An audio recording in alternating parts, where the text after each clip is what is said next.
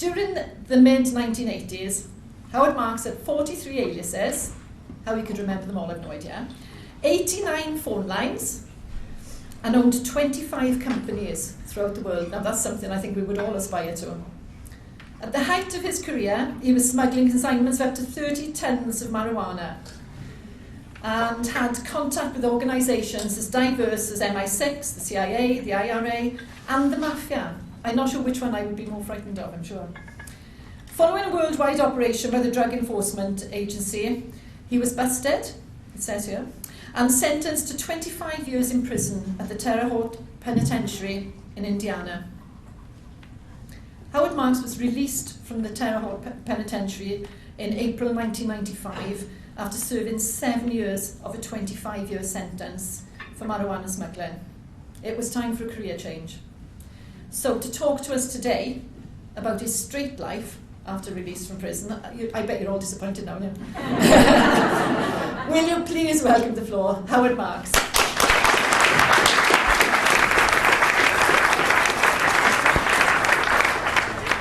Well, thank you very much for inviting me here. I hope you won't regret it.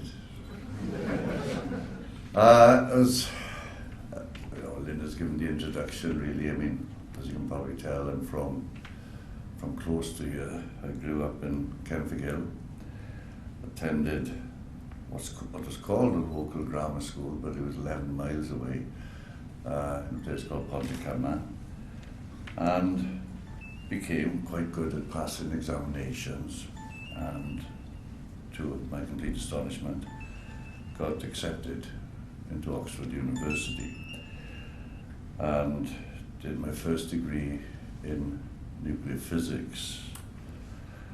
I think everyone, certainly my friends, and I think even the authorities are very, very pleased that I'm not nuclear physicist. I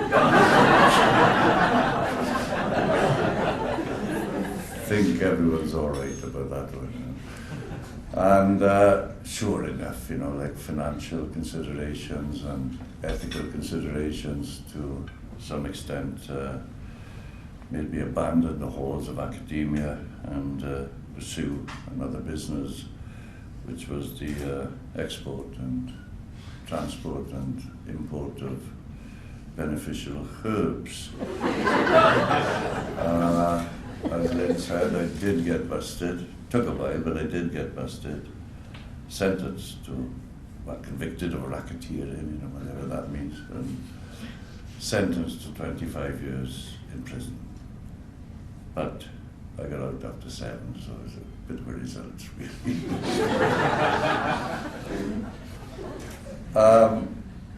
And when I was released, it's a funny feeling, freedom. I don't suppose you really know what it's like until it's been taken away from you. And it was a wonderful feeling. But I did emerge. I think actually prison did me a lot of good. I was a right plonker before I went to prison. I came out at least with a social agenda, and that social agenda was to do whatever I could to re-legalize marijuana. Whatever your opinion on that might be, that's what I decided to do. First thing I did was a bit silly, really, in some ways, but at the 1997 general election, I stood for Parliament. Formed a party called the Legalised Cannabis Party and stood in 4 constituencies simultaneously, which you were allowed to do. You can stand for Parliament in more than one constituency, but you can only sit for one, should you win all 4 or something like that. The constituencies I stood in were Norwich North, Norwich South, just funny about borders, Norwich North, Norwich South, Neath. So some of you had your chance then. And Southampton Test. I lost my deposit in each constituency. don't know if you ever tried to get a bunch of stoners to register, let alone turn up.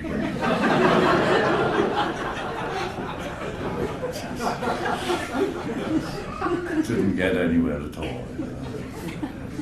But right, abandon the political motivation and abandon that. I thought, I'll take it to the streets. Let's take this fight to the streets. And started making joints outside police stations. During the winter, started smoking joints inside police stations. Yeah. I was very polite about it. First time I did it was in police station in Marylebone, and called up the day before and said, "Oh, hello, this is Howard Marks. I'm going to turn up at the police station tomorrow afternoon and smoke a joint in front of him." Just put the phone on. So, turned up there 3 o'clock, smugglers are notoriously punctual, as you can imagine. Turned up there 3 o'clock, sort of rolled a joint in front of the sergeant there. Of course, made sure it was the strongest joint possible in case they busted it and it was, found out to be rubbish. They lost my street credibility. So it was a really strong joint, like lit it up. Sarge, I'm a convicted international drug smuggler. This is the strongest joint in London. I'm going to light it. Bust me. Marks, just go. Go on, off with you and your stupid legalized cannabis shit. Get the hell out of here. We've got important things to do. Just go away. I was surprised at this. Wandered out in a bit of a daze. There was the press all outside and a bunch of other people who promised to come in with me and smoke a joint and bottled out at the last moment. And then I realized, oh no, this is daft. I'm fighting against the wrong enemy here. It's not the police. Yeah, they used to be my enemy for sure, but it's not their fault. They don't make the laws. It's those politicians that are at fault, and I can't get into Parliament. Anyway, we began to get very depressed. Okay? Began to feel I just wasn't advancing the cause for legalization in any sort of way whatsoever. Got so depressed, I started reading the employment section of the Times.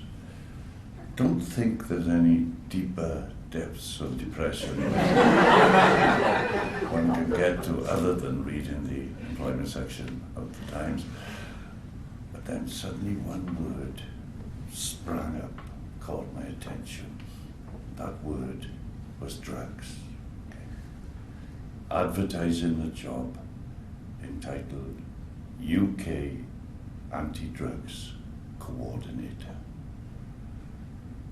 Purpose of the job, the brief of the job, was to eradicate all illegal drug trafficking within the UK. See, I know how to do that. In a single second, just make the lot legal, doesn't it? I mean,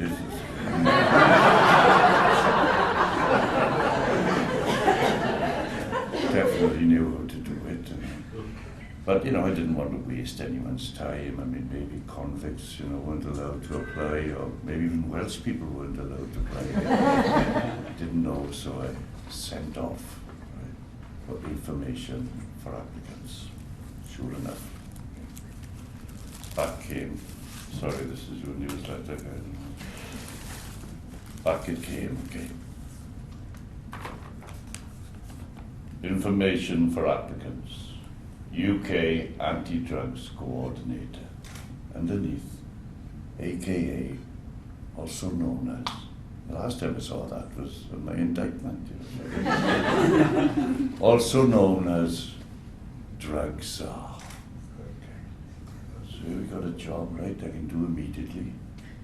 With a built-in alias, and I like aliases. I've often been called a drug baron, I don't mind, but I never thought there was any chance of promotion,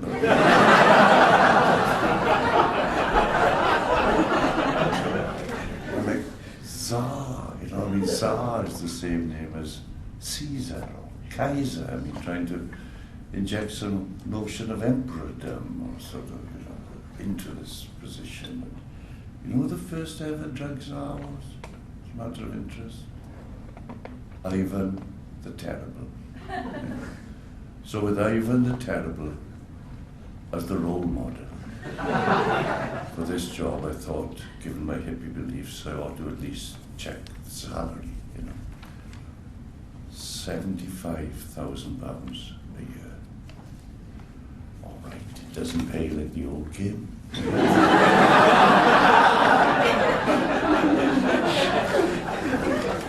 Doesn't get close, but at least it's a straight job, it's legitimate, built-in areas, I can do it right away, Plus another £5,000 for the removal of the successful applicants' personal effects from anywhere in the world to Whitehall. Oh yeah, I got a container load of personal effects in Nepal. Bring them over, can I? Diplomatic immunity, I'd have done it,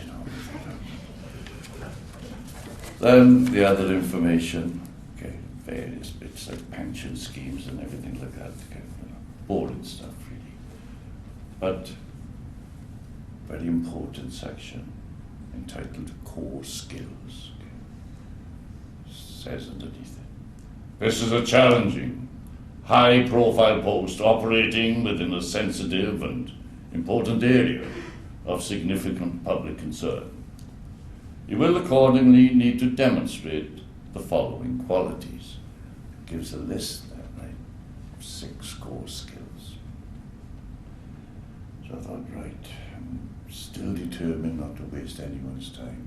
If I don't satisfy each and every one of these core skills, I'm not going to bother to apply. I just carry on reading the employment section of the Times. I'm going to take this seriously. The first core skill, political awareness and sensitivity. See, all that standing for Parliament bollocks will come in handy. Sensitive, yeah, I hate what they're doing, all right, I could wing that one, political awareness and sensitivity, right? 1, satisfied. Second core skill, proven, I've got to prove it now, proven leadership skills. Now, this is not the sort of forum I want to show off in or anything like that, but I did run the biggest marijuana smuggling organization in the world. They have the proof, unfortunately. So, third of the way there now, right? 2 of the core skills satisfied. Third core skill, the capacity for strategic planning, linked firmly to the delivery of results. Halfway there now, right? 4th core skill, negotiating and influencing skills, including in the area of resources. Yeah, they know that. 5th core skill, the ability to communicate effectively and dynamically through the media, and to mobilize a wide range of audiences, including young people. Just 1 core skill left, All hang on this now. Everything dependent on whether or not I would satisfy this 6th and final core skill, which was credibility in the drugs field.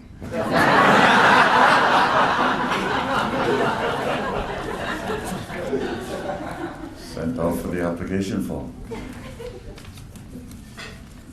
Back it came, much like any other boring application form, surname, forenames, title, one order. Any other names by which you'd be known. They leave 1 line. Not even use an extra page if necessary, and none of that. Do you know that job with a built-in alias, for God's sake, what's going on? You know, one line for all the other names that you might be known by. But is that your deal then? I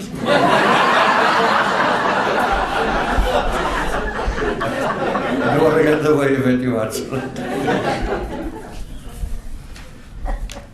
Another section there. Education, professional qualifications. I see now all those degrees I had in Oxford, you know, I got more degrees than the average thermometer. I mean, for the first time ever, I could use them. Filled up the box with all my degrees. Career history.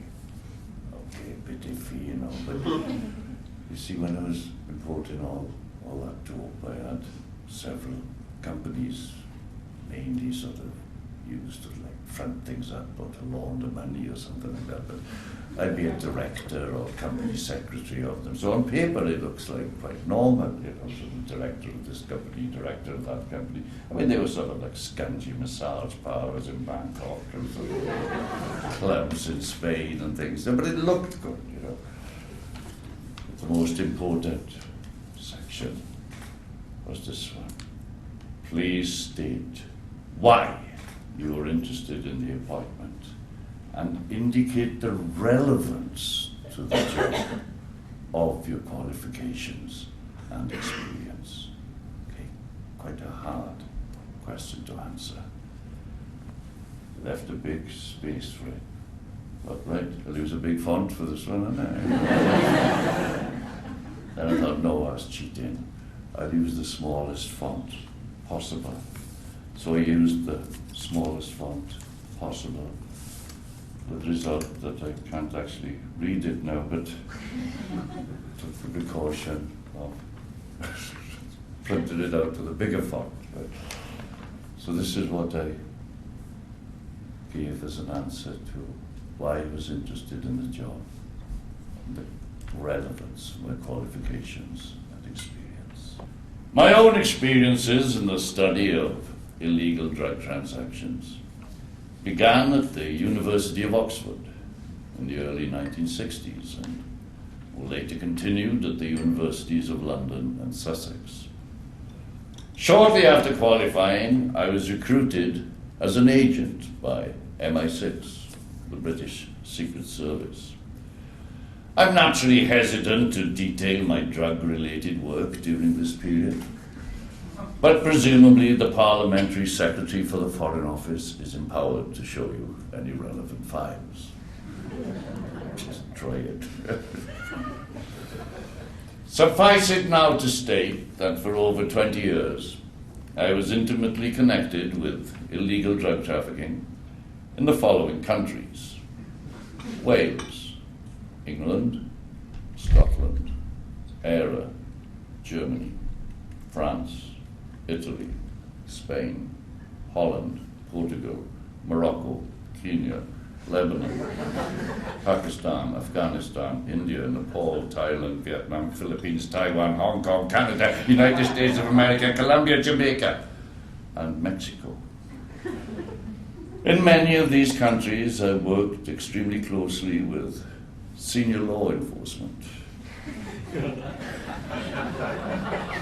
forging long-lasting professional and social relationships. I have been granted unique access to many clandestine illegal drug processing plants. For 2 years, I worked for the Home Office. It was actually as a T-boy in Brixton A-Wing, but you know, I didn't go into it. I thought I would swing the Foreign Office bit. They just might swallow the Home Office bit too. You know?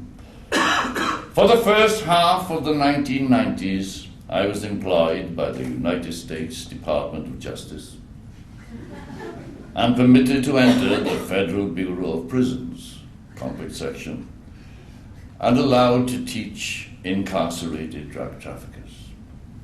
I did that for 7 years. I can keep down the job. At the same time, I posed as a marijuana addict and entered a drug abuse program to familiarize myself with the problems of denial and recovery. I've written a book on illegal drug trafficking, It's sold over 1 million copies in Britain, has been translated into 9 languages, is still a bestseller, and is available from night.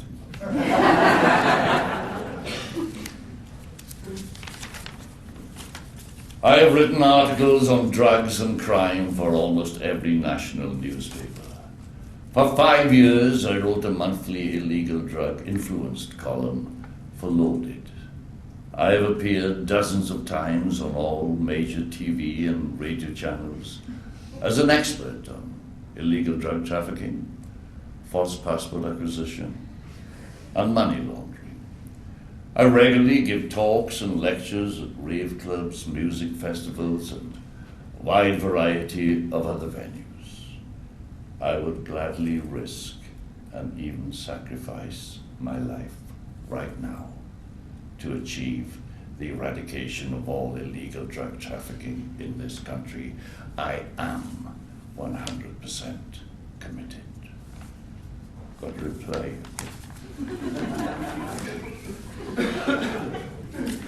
Got a reply. Dear Mr. Marks, Cabinet Office - Anti-Drugs Coordinator. Thank you for your application for this post. The selection team have carefully considered it. Can you imagine them carefully considered it? Carefully considered it along with all the other applications, and I'm sorry to inform you that we were unable to include you among the candidates who were invited for interview. May I, nevertheless, thank you for your interest in this post and for taking the trouble to apply. Listen to this, right? I hope that your disappointment will not prevent you from applying for other positions which the Cabinet Office will advertise in the future. So I've still got a chance. And that concludes my little talk about my straight life, and for the rest of the time that I'm up here, I'd be very, very happy to answer any questions that anyone might have. There's no censorship. You can ask whatever you want. I shall answer it. Anybody, any questions? Any questions? Shall I write it or you know, How well did you think the film covered things? How well did it? What, the film, Mr. Nice? Yeah. Well, a film is a very different discipline from a book, okay? I mean, it wasn't meant to be a docudrama, so, I mean, if I look at any scene in the film, yeah, it wasn't like that. It wasn't like that. Because they had to leave such a lot out, they had to put fictional shortcuts in, if you like, to sort of weave it all together. So as a true account, no. As an entertaining feature movie, I thought it was great. I mean, I absolutely loved being on set, and Rhys Evans is a bit of a headache, just like Raising Hell with him was enough fun in itself to justify the whole thing. I was very pleased with it indeed. I've seen it now 15 times. I'm looking forward to the 16th, which is slightly psychologically disturbing, I suppose, but I was very pleased with it, yeah. Howard, can I ask you, Of course. everything that's been written about you, people say that you've done either good or bad things. Yeah. Is there anything you just think to yourself, I would never have done that, how dare they? Whether it was good or bad? There have been sort of false accusations made. The most common one is that I dealt hard drugs or something like that, which I never have. I mean, I felt absolutely conscience-free, as far as doing marijuana was concerned, but I wouldn't have been happy dealing with anything harmful, whether it was legal or illegal, really. So that sort of accusation does upset me a bit. Question, when you reflect on it, do you think that the high points of your life outweigh the low points of your life? Yes, I mean, in a sense, that's asking if I have any regrets. And I don't have any regrets. I deliberately didn't ask whether you had regrets. Yeah, but it's kind of the same thing, isn't it? I mean, so yes, the high points did outweigh the low points. Though there were periods in my life where, for sure, the low points were sort of having their effect much harder than the high points. Like in prison, I did suffer from regret in prison. But I don't now. I'm happy now. I don't want to risk putting the clock back in case I'd end up not being happy now. So yes, the high points outweighed it. Yeah. Okay. How did you manage to get the sentence reduced to 7 years? It was a parolable sentence. I mean, now if I got caught now doing the same things, then the parole would be impossible. But because my criminal conduct preceded 1987, then it was a parolable sentence. Also, you've got far more avenues really of post-conviction relief under American law than under British law. So I did submit a post-conviction motion on the basis that I was being punished more harshly than the judge intended, because the judge wanted me transferred back to UK so I could carry on studying or something like that. And I won that motion, so I got the sentence reduced to 20 years from 25, and then, and this was the biggest surprise, got maximum parole. And I behaved myself impeccably, but normally the condition for release and parole wouldn't be due to one's behaviour so much as the current perception of the crime, the current political perception of the crime. So I didn't expect that anyone, really, on a big drugs charge would get maximum parole, but I did. There was a petition too. I mean, there was a huge petition, you know, people signing for me to get transferred from American prison to British prison. So basically I just became just a pain in the butt for them. And do you still believe in legalising drugs? Is that Oh yes, yes. I'm as committed as ever to legalising marijuana. Yes. I mean, I think it would be far less harmful to society if it was legalised, uncontrolled, rather than left up to gangsters like me to hawk it outside the schoolyards or whatever we meant to be doing. So yes, I still. Howard, do you think the drug needs to change if it's going to be legalised? Because it's obviously got a lot stronger since the 60s when you first started. Yes, I mean the THC content of what's generally available in the street now is much more than it was in my day. But you know, you just put less in the joint. You know, I don't really see the problem. You know, no one takes a pint of whiskey, for example. It's you know, I don't see that as any valid sort of objection. How did you get caught? What actually, you must have gone from obviously having this big multinational company, as it were. What actually went wrong with you getting caught? Well, just getting away with it too often and sort of driving law enforcement absolutely nuts and sort of, you know, becoming a pain to them, making them look like fools, going like that, you know, just being silly really. And, you know, 14, the law enforcement agencies of 14 different countries combined and caught me. You know. They wouldn't have been able to, they never caught me with anything, I've never been caught with anything, but they quickly get people to, you know, testify against you, things like that. So a combination of just like carrying on when they shouldn't have, coupled with taking the piss out of them, coupled with a bunch of grasses, I suppose. Well, was it one of your family or one of your friends that actually grasped to the police? Yeah, my brother-in-law, Yeah. my wife's. What's your relationship? What was it like after that? Well, I mean, I think if anyone sort of either rips you up or betrays you, it's not that person's fault. I mean, he is what he is. You know, it's my own fault for thinking he wasn't what he was. You know? So, I mean, I blame myself for every level of judgment. You know. So did he visit you in 7 years? What? Did he visit you in the 7 years you were in prison? No, he was sentenced to 3 years himself.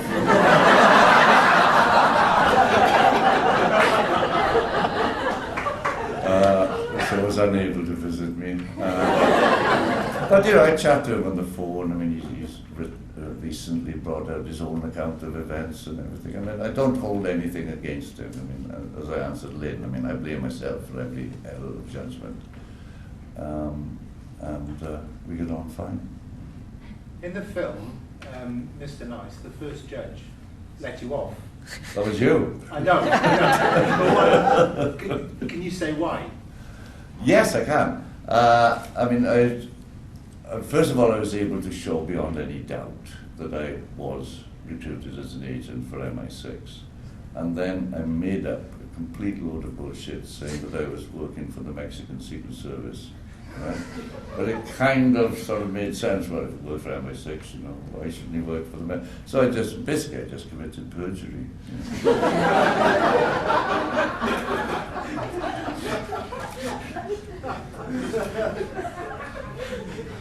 I'd never been to Mexico, but but before I sort of testified there, I sort of read all the guidebooks and everything like that. I had stamps proving that I'd been to Mexico, and it was a scam. Yeah. You know the film when you meet your guy? When I come to you? Oh yeah. Did that really happen? When he was going to shoot him? Yes, yeah. As a McCann, yeah. No, McCann was a lunatic, and he did have a gun, and he did threaten, you know. But I knew he wasn't going to shoot me. I mean, I never really thought he would for 1 second, you know. I mean, clearly, I was far more valuable to him alive than dead, you know. I just knew he was bluffing. But yeah, he did pull out the gun, and it was loaded. Had he pulled the trigger, I wouldn't be here. But I never believed it. It was very hard for someone to kill you if you don't believe they're going to. Who was the most fearsome gangster that you ever sort of crossed paths with then over the years? Most fearsome gangster? Well, it would have been, you know, probably Gambino, you know, the Gambino crime family, New York mafia, probably Ricardo.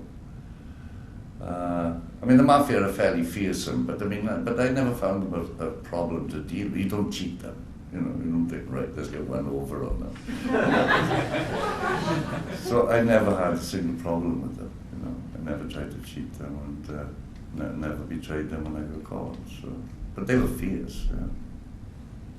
How did you contact them, or did they contact you? Did you just cross paths? Yeah, I mean, I think if you rise to the top of any business, you know, whether it's legitimate or illegitimate, you come across the mafia, you know, ask Gucci, you know.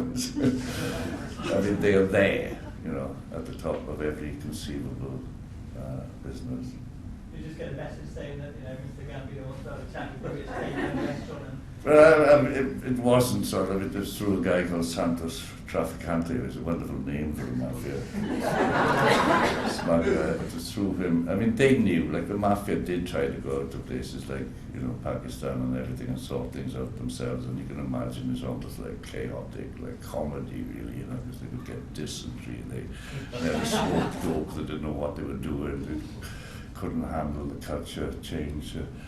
So it was really like a hippie's business, really. So, and because I rose to the top of that I was contacted, and because they didn't want to go out and experience the discomfort of Pakistan. And basically, they could bring anything down into New York, and before they met me, they'd be sort of just bringing in videos and stealing them and flogging them. You know, they weren't really making any decent money. Were you quite excited when they contacted you? Yeah, I was absolutely delighted. You know, it was great. You know, I loved it. Yeah, sure. In a childish sort of sense, you know. But yes, I did. And I remember with great pleasure opening up a bank account in Palermo. You know, it's very good. So if someone owes you money, oh yeah, just send it to this account. You know, once they see, you know, Banco di Sicilia di Palermo, you usually get paid. You know. So I enjoyed all that theatre, yeah. Howard, what was the biggest deal you ever did then? One single deal? Oh, in terms of quantity? Yeah. 30 tons. That was, I mean, the DEA say it's 50, but I know it was only 30. That was to Canada, actually. It was, you know, smuggled into Canada on a deep sea salvage tug. But it became an American offence, you know, because the Americans could say that I could have reasonably foreseen that some of it would have gone to America, so they took jurisdiction of it. So what was the process then, obviously from Pakistan to... Well, that was actually, that wasn't from Pakistan, that was marijuana from Thailand, but actually from Vietnam, but don't have to look as if it is from Thailand. The process was, I got it all on credit. It was always safer that way. and put it on a deep sea salvage tug, which and even today would probably be the best kind of private craft, because you're allowed You speak, you've got one going over. well, you're allowed to communicate with secret frequencies. It's got all the stuff we need to unload and everything, as, built into the craft. So, Business masterclass. Yeah. I think if you're thinking of doing it today, that'd still be the best way. And the value on that, and how much?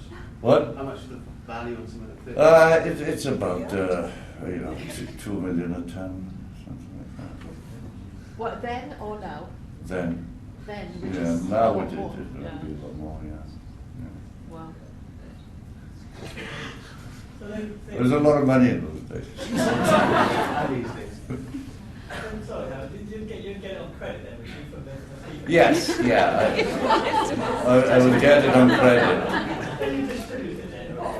Well, if it got busted, then, of course, there'd have to be proof it got busted. It would have to be on the newspaper, it'd have to be court papers. I couldn't just say, yeah, sorry, I lost that, guys, can I have some more, You're not worried that the people wouldn't pay you, that you're selling it to, I wouldn't sort of pass the credit on in just a generous amount. I'd give some credit. Most of the business ran by credit. It was more efficient really, and there wasn't the risk of sort of both the money and the dough being busted at the same time, which would be idiocy. So, the transactions were different. Just getting it before you sold it. You were in America at the time when you got busted, which is why you went to American prison, is it?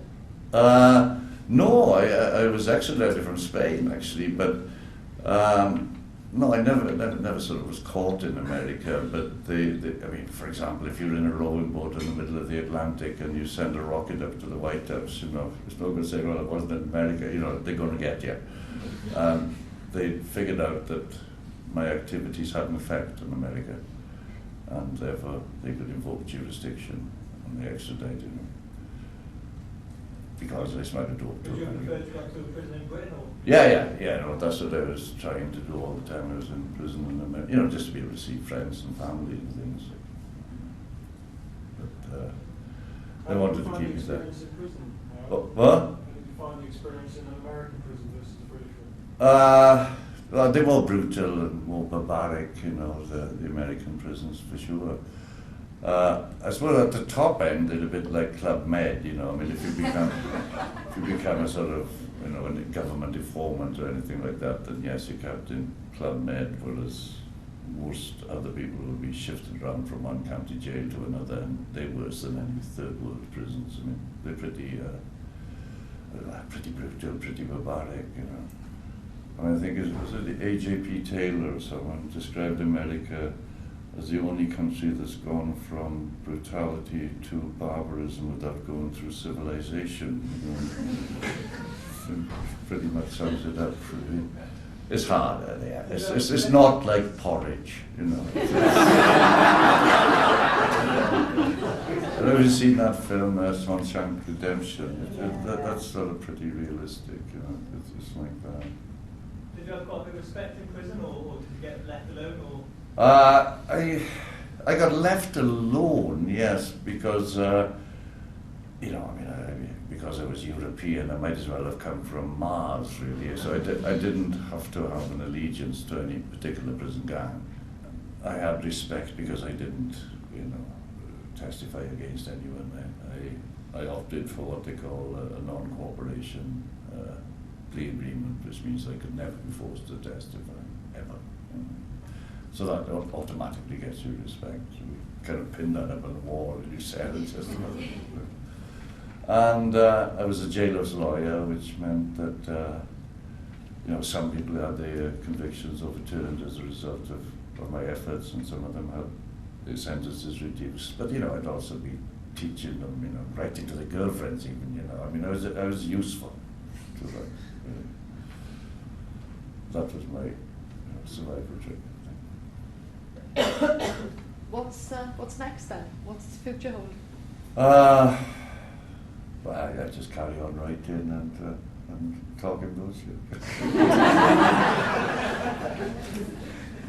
Writing is what much prefer to, if all of my income come from writing, I suppose. That would be the ideal thing. Did you keep any of the money? Did you have any stashed away they haven't found? You can tell us. Yeah, no.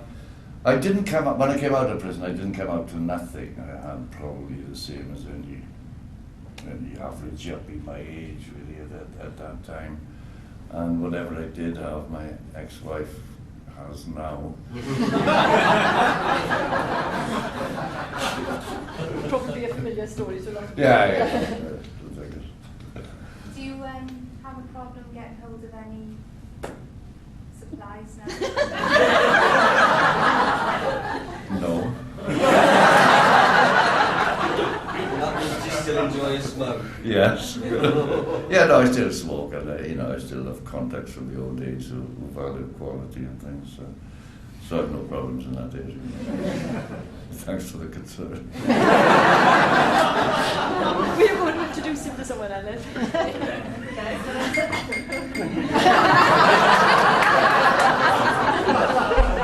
Connection there, wasn't it? Do you keep in touch with any of the other gangsters now? Yes, I mean, like, for example, I go to Pakistan every year to see my Pakistani contact, and, we obviously don't do anything. He's about 88 or 89, but, he's my son's godfather. Friendships remain, even if the professions fall by the wayside, So, yes. Well, how does your son feel about your past, or is he sort of with you? Yeah, I mean, all the kids are okay about it in the way I think you're asking. I mean, it's odd. I mean, my son, when he first started smoking dope, did it behind my back, which I could never understand.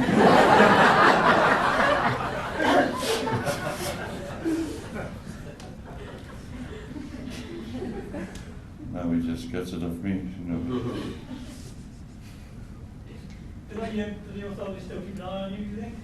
Yeah, they do, and some kind of specialist, I forget the name of it now, but it means that they watch me roughly for 48 hours every couple of months, just to make sure, otherwise it looks silly if I cranked it up again. So I don't care, and I don't look behind my shoulder, I don't really care, but as far as I know, yes, under some sort of surveillance, I might be now. You better be careful.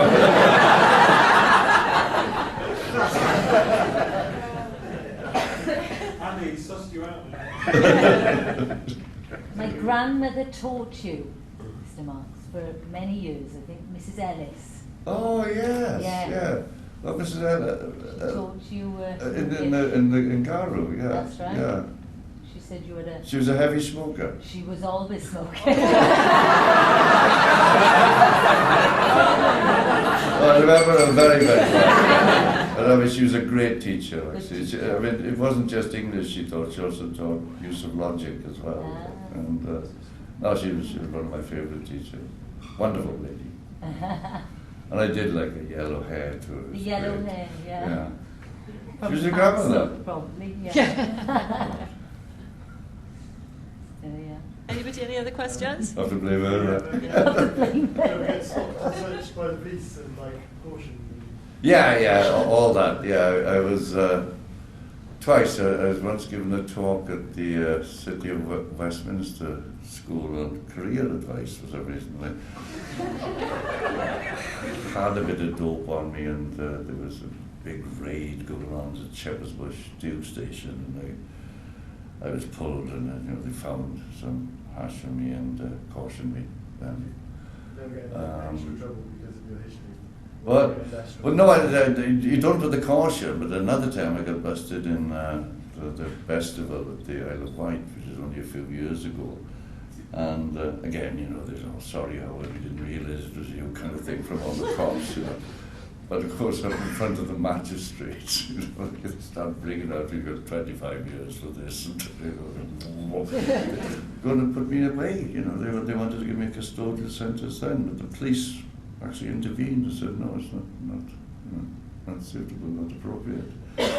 So it's as I said, I don't have any problems with the cops at all now, I know they didn't join up, to sort of bust people for smoking dope. They joined up for far more laudable motives, and it isn't their fault. I don't regard them as an enemy, and they don't regard me as an enemy.